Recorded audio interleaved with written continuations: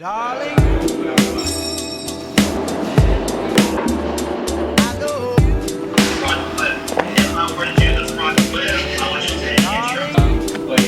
that car is going to be a street car. Just like a normal car. so cute.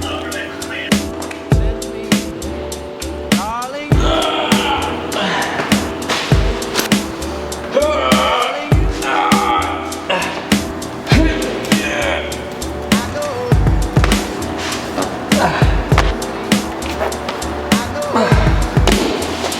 Son of a bitch. We're gonna try and see if we can fit this brand new Sparko seat in the RX7. Probably wondering, why will a seat just not fit in the RX7? Well, the RX7 is actually a very, very small car on the inside. And as much as it may not look like it on camera, it's not the tallest car and it's not the widest car. So that means putting aftermarket seats in the FD is a pretty tight fit. And oftentimes the shoulders will hit the side of the car, or actually the top of the seat will hit the roof of the car. Now bucket seats, those are a different story. The rails that come with bucket seats, you can really put them on the floor, and they're a little bit skinnier and tighter, which makes them easier to put in. But reclinable seats, movable seats, that is a whole different ballgame. The other day I kind of teased of how expensive this seat was, but you really get what you're paying for with this seat. Not only is it the highest of quality materials that you could put on a seat, but the back is made of carbon fiber. Now, is that really necessary at the end of the day? Well, no, but is it awesome? Yes, it is awesome.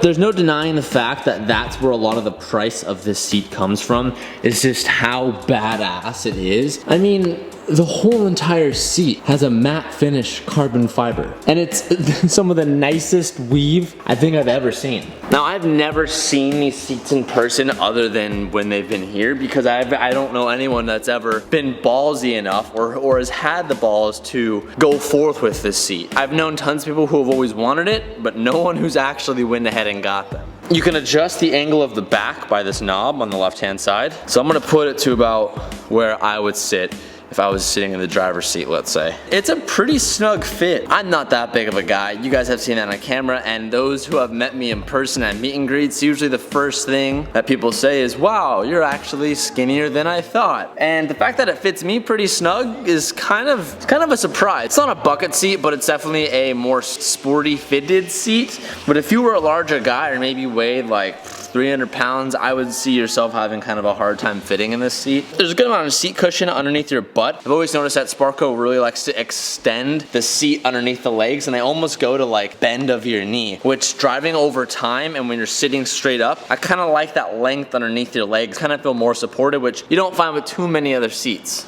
Something that is really odd that may be kind of weird, but like I promise you it's not. These seats literally smell like a brand new Lamborghini or a brand new Ferrari. This actually reminds me, I'm getting like tons and tons of flashbacks from going to Pittsburgh and hanging out with Dr. M3 and Eli and Poway and all those boys in the East Coast, because every time I went to the East Coast, it was always like hanging out with like supercar friends, and it was awesome. But that's one of the first things that I'm noticing. It actually smells like I'm sitting in a brand new Ferrari or a brand new Lamborghini. And although that like probably doesn't mean much to some of you, to me, it's kind of those like small details that make you realize like, whoa, this seat is made of some of the best materials and best leathers. It's not fake material, which again goes towards why the price is so high. Overall seat feel for a daily, occasional track car, but mostly street use. Comfortability without sitting in it for a couple hours has got to be a 10 out of 10. I find myself struggling to nitpick something negative about this seat, and I'm trying not to be biased here. I can think of a million little issues of certain seats that I've had in the past that annoy me, like my BRZ seat. After about an hour or so, my butt goes numb. My X5, after about an hour and a half, my lower back goes out. Those Corbeau seats I had in my 350Z, you could literally feel like the wiring underneath your ass immediately when sitting down in them. But this seat, I mean,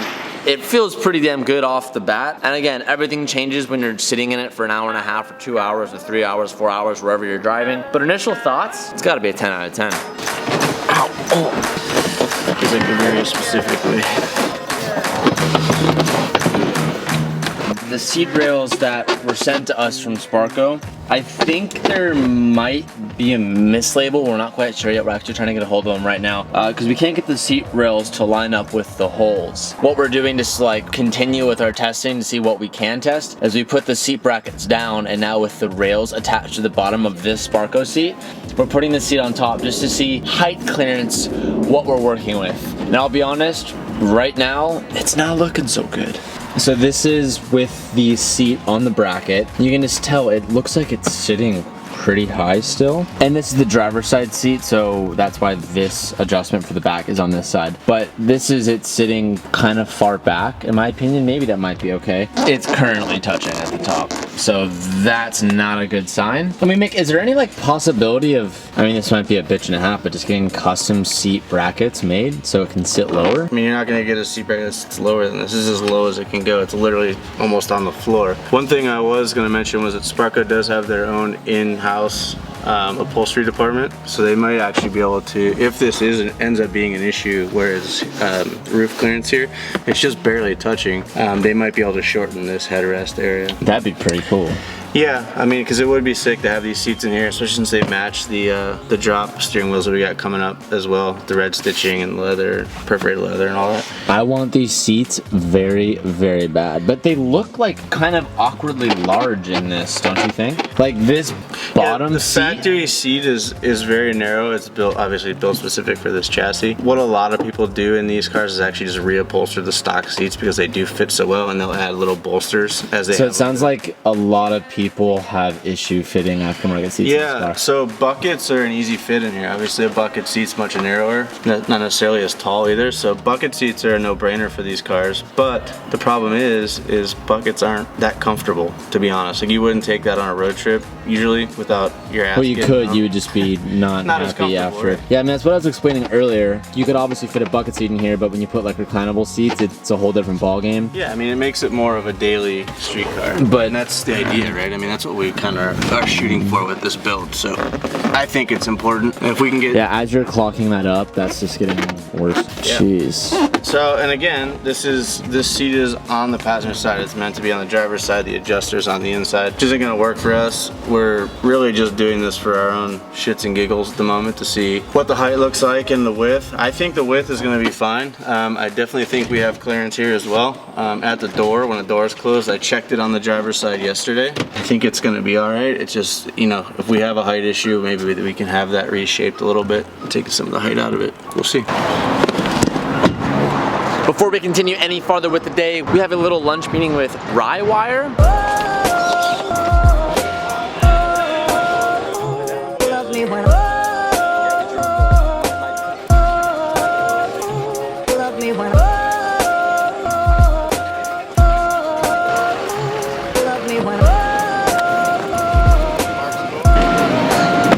Now we are all going up to LA. It's 1 p.m. right now. We have a meeting at 5 o'clock. That's pretty important, so we're going pretty early and making a trip out of it. Road trip.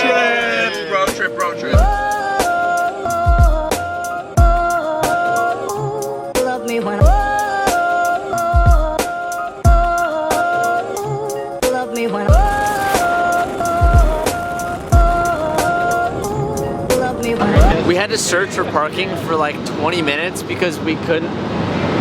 They what? We can't film here. Okay, sorry. All right. I just got yelled at for filming in a parking garage. That's a first. She's about to tase you. As I was saying, the truck couldn't fit in any of these parking garages. All the highest max clearance for all of these was 6'7". Now we just learned. My roof line is like 6'9". Nice meme. Future reference, I can't fit into anything of that height. But luckily we found that one little side parking lot that one of the security guards said we would be fine parking at. Did you not hear that lady tell you you're not allowed to film on the premises?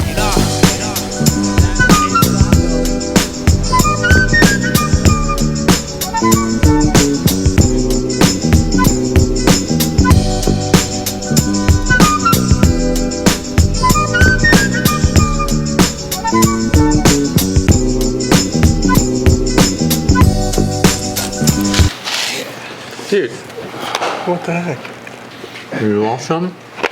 I got M&M's too.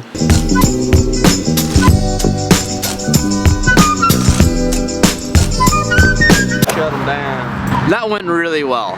super excited. So much I want to tell you, but kind of can't yet. But when I do know certain things that I can reveal, you guys already know I'm gonna do that. One of my friends, Colette, is releasing or kind of debuting her new drift car tonight, so I actually got invited to race service. So we're here stopping by with our boys. We're gonna check it out, say what's up, and I can already see there's quite a handful of pretty cool cars, so you might as well stop by on the way home.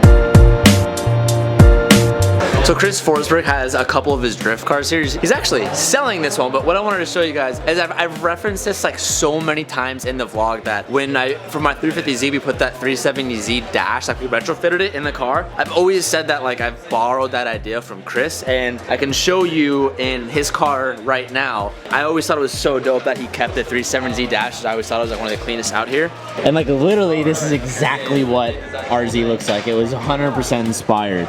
Literally from the same cuts and the same way we mounted it, and he even kept the little traction control on-off button.